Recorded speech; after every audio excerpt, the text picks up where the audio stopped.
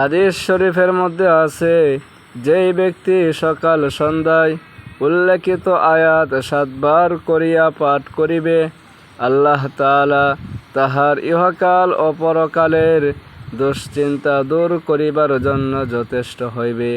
আয়াতটি হলো এই: হাসবিয়াল্লাহু লা ইলাহা ইল্লাহু আলাইহি তাওয়াক্কালতু ওয়া হুয়া রাব্বুল আরশিল আযীম।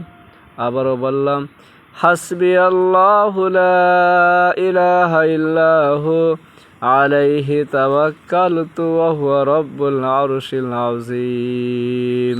যদি আমাদের ভিডিওটা ভালো লাগে তাহলে লাইক, কমেন্ট, সাবস্ক্রাইব করে আমাদের পাশে থাকবেন নতুন নতুন ভিডিও পাওয়ার জন্য।